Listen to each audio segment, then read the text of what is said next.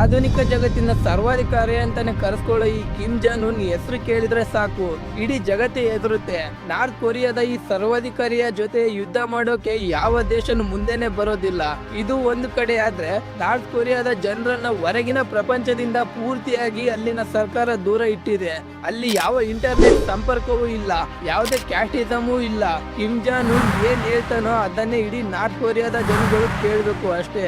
ಒಂದ್ ವೇಳೆ ಯಾರಾದ್ರೂ ಇವನ ವಿರುದ್ಧ ಧ್ವನಿ ಎತ್ತಿದ್ರು ಸಾಕು ಅವರ ಜೊತೆ ಅವರ ಪೂರ್ತಿ ಕುಟುಂಬವನ್ನೇ ಜೈಲಿಗೆ ಹಾಕ್ತಾರೆ, ಮತ್ತೆ ಪ್ರಾಣಿಗಳ ತರ ಕೆಲಸ ಮಾಡಿಸ್ಕೊಂತಾರೆ. ಇಷ್ಟೇ ಅಲ್ಲದೆ ನಾರ್ತ್ ಕೊರಿಯಾದ ಕೆಲವು ಕಟ್ಟುನಿಟ್ಟಾದ ಕಾನೂನುಗಳ ಬಗ್ಗೆ ಕೇಳಿದ್ರೆ ಯಾರು ಕೂಡ ಈ ದೇಶದಲ್ಲಿ ಹುಟ್ಟೋಕೆ ಕನ್ಸಲು ಇಷ್ಟ ಪಡೋದಿಲ್ಲ. ಹಾಗಿದ್ರೆ ಇವತ್ತಿನ ವಿಡಿಯೋದಲ್ಲಿ ನೋಡೋಣ ನಾರ್ತ್ ಕೊರಿಯಾದ ಕೆಲವು ವಿಚಿತ್ರ ಕಾನೂನುಗಳ ಬಗ್ಗೆ. ಅದನ್ನು ಮಾಡದಿದ್ರೆ ಅಲ್ಲಿನ ಜನಗಳಿಗೆ ಯಾವ ರೀತಿ ಶಿಕ್ಷೆ ನೀಡ್ತಾರೆ, ಯಾಕೆ ಅಲ್ಲಿನ ಜನರು ಯಾವುದಕ್ಕೂ ಪ್ರಶ್ನೆ ಮಾಡೋದಿಲ್ಲ, ಒಂದು ವೇಳೆ ಪ್ರಶ್ನೆ ಮಾಡಿದ್ರೆ ಏನಾಗುತ್ತೆ. ಇಷ್ಟೇ ಅಲ್ಲದೆ ಇಡೀ ಜಗತ್ತು ನಾರ್ತ್ ಕೊರಿಯಾ ಕಂಡ್ರೆ ಅಷ್ಟು ಎದುರೋದು ಯಾಕೆ, ಈ ಎಲ್ಲಾ ವಿಷಯಗಳ ಬಗ್ಗೆ ಈ ವಿಡಿಯೋದಲ್ಲಿ ಪೂರ್ತಿಯಾಗಿ ನೋಡೋಣ ಬನ್ನಿ. ಇದು ಸ್ಪೆಷಲ್ ಒನ್ ಕನ್ನಡ. ಮೊದಲು ನಾರ್ತ್ ಕೊರಿಯಾ ಸೌತ್ ಕೊರಿಯಾ ಒಂದೇ ಆಗಿತ್ತು. ಈ ಕೊರಿಯಾವನ್ನ 1910ರಲ್ಲಿ ಜಪಾನ್ ಆಕ್ರಮಿಸಿಕೊಂಡು ಆಳ್ವಿಕೆ ಮಾಡ್ತಿದ್ರು. ಆದ್ರೆ 1945ರಲ್ಲಿ ಅಂದ್ರೆ ಎರಡನೇ ಮಹಾಯುದ್ಧದ ಕೊನೆಯಲ್ಲಿ ಅಮೆರಿಕ ಮತ್ತು ರಷ್ಯಾದಲ್ಲಿರುವ ಸೋವಿಯತ್ ಯೂನಿಯನ್ ಎರಡು ಸೇರಿ ಜಪಾನ್ ಮೇಲೆ ಗೆದ್ದು ಜಪಾನ್ ದೇಶವನ್ನ ಸ್ವಾಧೀನಪಡಿಸಿಕೊಳ್ಳುತ್ತೆ. ಇದರಿಂದ ಈ ಎರಡು ದೇಶಗಳು ಕೊರಿಯಾವನ್ನ ಸಮನಾಗಿ ಹಂಚಿಕೊಳ್ಳುತ್ತೆ. ಸೌತ್ ಕೊರಿಯಾವನ್ನ ಅಮೆರಿಕ ಹಂಚಿಕೊಂಡ್ರೆ ನಾರ್ತ್ ಕೊರಿಯಾವನ್ನ ಸೋವಿಯತ್ ಯೂನಿಯನ್ ಹಂಚಿಕೊಳ್ಳುತ್ತೆ. ಯಾವಾಗ ಒಂದೇ ಆಗಿದ್ದ ಕೊರಿಯಾ ಎರಡು ಭಾಗವಾಗುತ್ತೋ ಅಲ್ಲಿ ಎರಡು ಸರ್ಕಾರ ಸ್ಥಾಪನೆಗೊಳ್ಳುತ್ತೆ. ಜೊತೆಗೆ ಎರಡು ದೇಶಗಳ ಮಧ್ಯೆ ವೈರತ್ವ ಶುರುವಾಗುತ್ತೆ. ಇದರಿಂದ 1950ರಲ್ಲಿ ನಾರ್ತ್ ಕೊರಿಯಾ ಸೌತ್ ಕೊರಿಯಾ ವಿರುದ್ಧ ಯುದ್ಧ ಮಾಡಿ ಸೌತ್ ಕೊರಿಯಾದ ಸ್ವಲ್ಪ ಭಾಗವನ್ನು ಆಕ್ರಮಿಸಿಕೊಳ್ಳುತ್ತೆ. ಸೌತ್ ಕೊರಿಯಾ ರಕ್ಷಣೆಗೆ ಅಮೆರಿಕ ಬಂದ್ರೆ ನಾರ್ತ್ ಕೊರಿಯಾದ ರಕ್ಷಣೆಗೆ ಚೀನಾ ಬರುತ್ತೆ. ಹೀಗೆ 1950ರಿಂದ 1953ರ ತನಕ ಎರಡು ದೇಶದ ನಡುವೆ ಯುದ್ಧ ನಡೆಯುತ್ತೆ. ಈ ಯುದ್ಧದಲ್ಲಿ ಸುಮಾರು 10 ಲಕ್ಷಕ್ಕೂ ಹೆಚ್ಚು ಜನ ಸಾವನ್ನಪ್ತಾರೆ. ನಂತರ 1953ರಲ್ಲಿ ಎರಡು ದೇಶಗಳ ನಡುವೆ ಬಾರ್ಡರ್ ಹಾಕಿ ಕೊನೆಗೆ ಯುದ್ಧ ಮುಗಿಸ್ತಾರೆ. ಹೀಗೆ ಈ ಕೊರಿಯಾ ಎರಡು ಭಾಗವಾಗಿ ವಿಂಗಡಣೆ ಆಗುತ್ತೆ. ಎರಡು ದೇಶಗಳಲ್ಲಿ ನಾರ್ತ್ ಕೊರಿಯಾ ತುಂಬಾ ಪವರ್ಫುಲ್ ಆಗುತ್ತೆ. ಈ ನಾರ್ತ್ ಕೊರಿಯಾದಲ್ಲಿ ಕೇವಲ ಒಂದು ಕುಟುಂಬ ಮಾತ್ರ ಅಧಿಕಾರ ಮಾಡ್ತಿದೆ. ಮೊದಲ ಬಾರಿ ಕಿಮ್ ಇಲ್ ಸನ್ ಆಡಳಿತ ಮಾಡಿದ್ರೆ ಇವನ ಮರಣದ ನಂತರ ಅವನ ಮಗನಾದ ಕಿಮ್ ಜಾಂಗ್ ಇಲ್ ಮತ್ತೆ ಈಗ ಕಿಮ್ ಜಾಂಗ್ ಉನ್ ಈ ಮೂವರೇ ಈ ದೇಶವನ್ನ ದಶಕಗಳಿಂದ ಆಡಳಿತ ಮಾಡ್ತಾ ಬರ್ತಿದ್ದಾರೆ. ಇದರಿಂದಲೇ ಇವರು ಅವರ ಸ್ಥಾನವನ್ನು ಉಳಿಸಿಕೊಳ್ಳಲು ಅಲ್ಲಿ ಕಠಿಣ ಕಾನೂನುಗಳನ್ನು ತರ್ತಿದ್ದಾರೆ. ಅದರಲ್ಲೂ ಈ ಕಿಮ್ ಜಾಂಗ್ ಉನ್ ಮಾಡಿದ ನಿಯಮಗಳ ಬಗ್ಗೆ ಕೇಳಿದ್ರೆ ಎಂತವರಿಗಾದ್ರೂ ಕೂಡ ಒಂದು ಕ್ಷಣ ಮೈ ನಡುಕ ಬರುವಂತೆ ಮಾಡುತ್ತೆ. ಅವುಗಳಲ್ಲಿ ಪ್ರಮುಖವಾಗಿ ನೋಡಿದ್ರೆ ನಾರ್ತ್ ಕೊರಿಯಾದ ಜನರಿಗೆ ಇಂಟರ್ನೆಟ್ ಪೂರ್ತಿಯಾಗಿ ಬ್ಯಾನ್ ಮಾಡಿದ್ದಾರೆ. ಅದರ ಬದಲು ಅಲ್ಲಿ ಇಂಟರ್ನೆಟ್ ಮಾತ್ರ ಇದೆ. ಈ ಇಂಟರ್ನೆಟ್ ಅಂದ್ರೆ ಒಂದು ರೀತಿ ಕ್ಲೋಸ್ ನೆಟ್ವರ್ಕ್ ಇದ್ದಂಗೆ. ಇದು ಬರೀ ನಾರ್ತ್ ಕೊರಿಯಾದಲ್ಲಿ ಮಾತ್ರ ನಡೆಯುತ್ತೆ. ಇದರಿಂದ ಅಲ್ಲಿನ ಸರ್ಕಾರ ಅಲ್ಲಿನ ಜನಗಳು ಏನ್ ಮಾಡ್ತಿದ್ದಾರೆ ಏನ್ ನೋಡ್ತಿದ್ದಾರೆ ಅಂತ ಪೂರ್ತಿ ಕಂಟ್ರೋಲ್ ಅವರಿಗೆ ಇರುತ್ತೆ. ಇದರಿಂದ ಯಾರು ಕೂಡ ಹೊರಗಿನ ಪ್ರಪಂಚದಿಂದ ಸಂಪರ್ಕಿಸಲು ಸಾಧ್ಯವಾಗೋದಿಲ್ಲ. ನಾರ್ತ್ ಕೊರಿಯಾದ ಜನರು ಬೇರೆ ದೇಶದವರ ಜೊತೆ ಕಾಲಿನಲ್ಲಿ ಮಾತನಾಡೋದು ಕಾನೂನಿನ ವಿರುದ್ಧವಾಗಿದೆ. ಕೆಲವೊಮ್ಮೆ ನಿಮ್ಮ ಫ್ಯಾಮಿಲಿ ಅಥವಾ ನಿಮ್ಮ ಸ್ನೇಹಿತರು ಬೇರೆ ದೇಶಗಳಲ್ಲಿ ಇದ್ದರೆ ಅವರೊಂದಿಗೆ ಮಾತನಾಡಬೇಕಂದ್ರೂ ಸರ್ಕಾರದ ಅನುಮತಿ ಪಡೆಯೋದು ಕಡ್ಡಾಯವಾಗಿದೆ. ಇಲ್ಲಿ ಟಿವಿ ಆಗ್ಲಿ, ರೇಡಿಯೋ ಆಗ್ಲಿ, ಪತ್ರಿಕೆಗಳು ಆಗ್ಲಿ ಕೇವಲ ಸರ್ಕಾರ ಮಾತ್ರ ನಡೆಸೋದು. ಪ್ರೈವೇಟ್ ಮೀಡಿಯಾ ಅನ್ನೋದು ಇವರಿಗೆ ಗೊತ್ತೇ ಇಲ್ಲ. ಈ ರೇಡಿಯೋ ಮತ್ತೆ ಪತ್ರಿಕೆಗಳಲ್ಲಿ ಕಿಮ್ನ ಮಾತುಗಳು ಮತ್ತೆ ಅವರ ವಂಶದ ವಿಚಾರಗಳು ಮಾತ್ರ ಪ್ರಸಾರವಾಗುತ್ತೆ. ಜನಗಳು ಅವುಗಳನ್ನು ಮಾತ್ರ ಕೇಳಬೇಕು ಅಷ್ಟೇ. ಮತ್ತೆ ಇಲ್ಲಿ ಮೆಟ್ರೋ ಅಥವಾ ರೈಲ್ವೆ ಸ್ಟೇಷನ್ ಗಳಲ್ಲಿ ಮ್ಯೂಸಿಕ್ ಬದಲಾಗಿ ಕಿಮ್ ಜಾಂಗ್ ನ ಭಾಷಣಗಳು ಮಾತ್ರ ಕೇಳುತ್ತೆ. ಮತ್ತೆ ಆ ಸಮಯದಲ್ಲಿ ಯಾರು ಕೂಡ ಫೋನ್ ಗಳನ್ನು ಬಳಸುವಂತಿಲ್ಲ.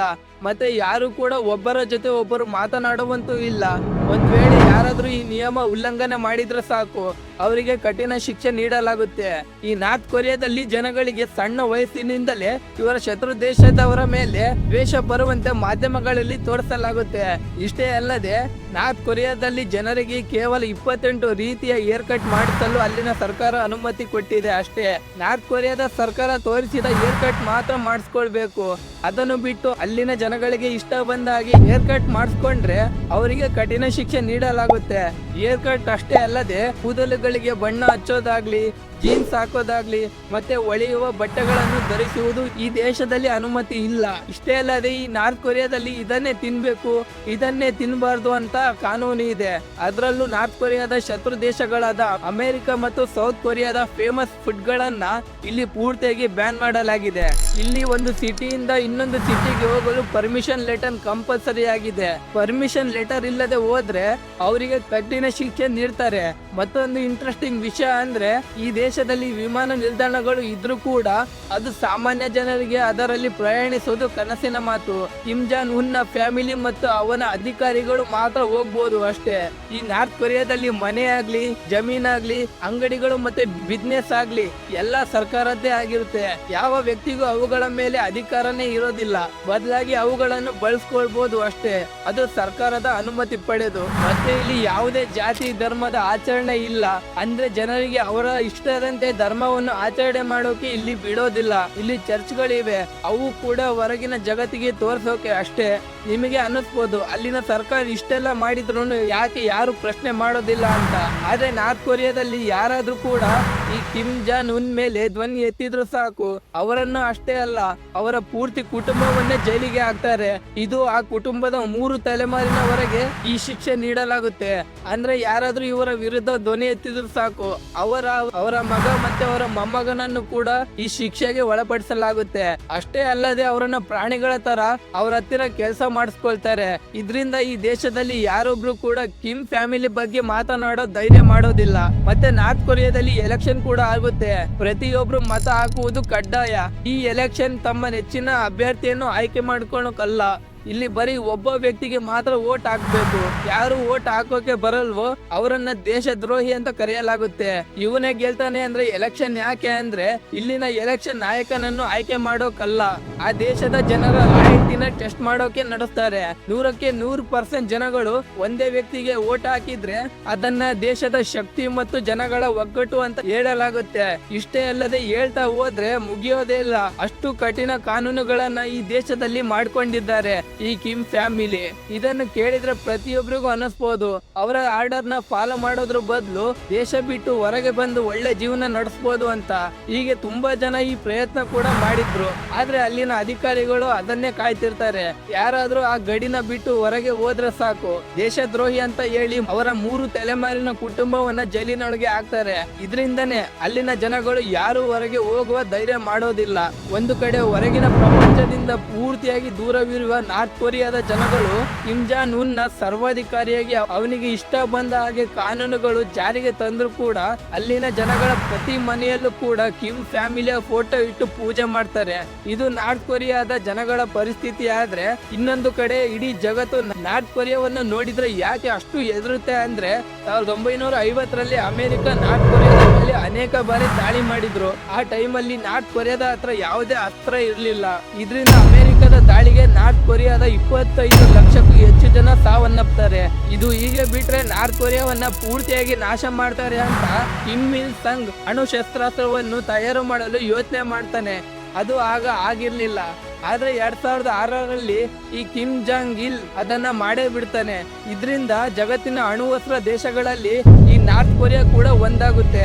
ಇದರಿಂದ ನಾರ್ತ್ ಕೊರಿಯಾ ಮತ್ತಷ್ಟು ಪವರ್ಫುಲ್ ದೇಶವಾಗುತ್ತೆ. ಮೊದಲೇ ಅಮೆರಿಕ ನಾರ್ತ್ ಕೊರಿಯಾವನ್ನ ಬಗ್ಗು ಬಡಿಯೋಕೆ ಯೋಚನೆ ಮಾಡ್ತಿದ್ರೆ ಇವರ ಈ ಅಣು ಅಸ್ತ್ರದಿಂದ ಇನ್ನು ಸಿಟ್ಟಿಗೊಳ್ತಾರೆ. ಈ ಟೈಮಲ್ಲಿ ಕಿಮ್ ಜಾಂಗ್ ಇಲ್ ಮರಣ ಹೊಂದ್ತಾನೆ. ನಂತರ 2011ರಲ್ಲಿ ಕಿಮ್ ಜಾಂಗ್ ಉನ್ ಅಧಿಕಾರಕ್ಕೆ ಬಂದ. ಇವನ ಬಗ್ಗೆ ಹೇಳೋದೇ ಬೇಡ. ಸುತ್ತ ಜಗತ್ತಿನಲ್ಲಿ 2-3 ದಿನಗಳಿಗೊಮ್ಮೆ ಕ್ಷಿಪಣಿ ಹಾರಿಸಿ ದೂರ್ಬಿನ್ನಲ್ಲಿ ನೋಡ್ತಾ ನಗ್ತಾ ಕೂತಿರ್ತಾನೆ. ಇವನ ಅಧಿಕಾರಕ್ಕೆ ಬಂದ ಸ್ವಲ್ಪ ದಿನದಲ್ಲೇ 4 ನ್ಯೂಕ್ಲಿಯರ್ ಬಾಂಬ್ ಟೆಸ್ಟ್ ಮಾಡ್ತಾನೆ. ಮತ್ತೆ ಪ್ರತಿದಿನ ನಾರ್ತ್ ಕೊರಿಯಾದ ಮಿಲಿಟರಿಯನ್ನ ಬಲಿಷ್ಠ ಮಾಡ್ತಾನೆ ಬರ್ತಾನೆ.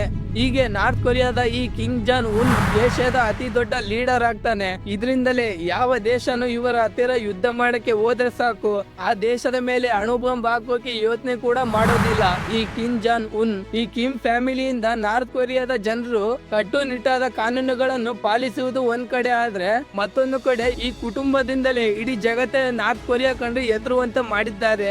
ಇದಾಗಿತ್ತು ನಾರ್ತ್ ಕೊರಿಯಾದ ಕಿಮ್ ಜಾಂಗ್ ಉನ್ ನ ಆಡಳಿತ ಮತ್ತು ವಿಚಿತ್ರ ಕಾನೂನುಗಳು. ಈ ವಿಡಿಯೋ ಬಗ್ಗೆ ನಿಮ್ಮ ಅಭಿಪ್ರಾಯವನ್ನು ಕಾಮೆಂಟ್ ನಲ್ಲಿ ತಪ್ಪದೇ ಹಾಕಿ. ವಿಡಿಯೋ ಇಷ್ಟ ಆದ್ರೆ ಒಂದು ಲೈಕ್ ಕೊಟ್ಟು ನನ್ನ ಚಾನೆಲ್ ನ ಸಬ್ಸ್ಕ್ರೈಬ್ ಮಾಡ್ಕೊಳ್ಳಿ ಇಂಥ ಮತ್ತಷ್ಟು ಇನ್ಫಾರ್ಮೇಟಿವ್ ವಿಡಿಯೋಗಳಿಗಾಗಿ.